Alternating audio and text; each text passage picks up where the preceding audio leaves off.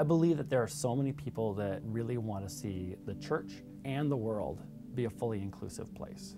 If you want your church to be welcoming and affirming now, the best place to start is to know who your church is and to know what for them is core in their discipleship. It's really key for people to get training. How is it that we can provide the safe space for people to have this conversation? What happens when a gay couple comes to our congregation? What if a transgender person comes in the congregation? How are we going to treat that person to make sure that they are feeling that this is a community that loves and cares about them and wants to share the message of God's love with them? They now have a sense that there are some churches that might be open to them, but they don't know which ones. And how are they going to know? Because you tell them. You tell them.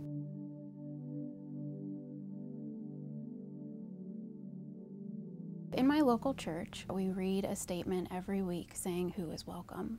And so gay, lesbian, bisexual, and transgender people hear within the first 5 minutes that they enter our doors that they're welcome. Many congregations don't want to have to do that because they feel like they're welcoming already. So we try to help them understand what it feels like to be the person just walking in the door. By the time that they actually come inside the doors, it's really important that we specifically say that gay, lesbian, bisexual, and transgender people are welcome, and that other people are also welcome who feel like they don't have a place in the church. A welcoming statement for a congregation is something we ask people to write. Our church, put in the name of your church. And welcomes people of all sexual orientations and gender identities to participate with us in the life of the congregation. Statements can be very brief and to the point. And our statements can really just talk about what the hopes and dreams are for that church, for what it means to be a people of God.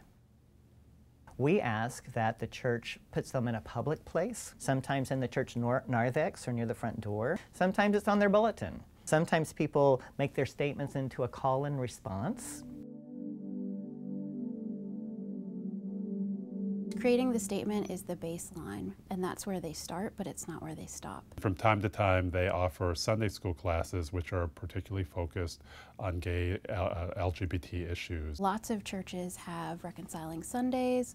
They work for full inclusion in our global United Methodist Church or in their annual conference. Offer their space to local meetings of PFLAG or of Soul Force and letting people know this is the church that hosts PFLAG. There's a support group that happens every month for gay and lesbian couples to come and attend, and there's a potluck.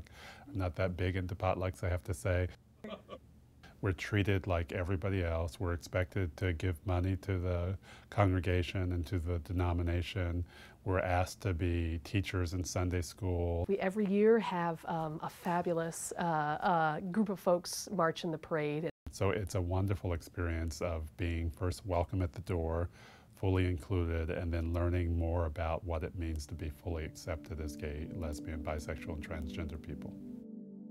So you can expect it to take time, even if you think you're already there. You can expect to read a lot of scripture, sing a lot of songs, worship together, and you can expect that you'll have differences of opinion on how fast to do this, when to do this, what the words will be, and it's okay to have that difference of opinion. What you have to really do is to trust God, to be centered in the process, and allow it to happen and allow it to unfold, and know that in this work, this is what God's calling us to be.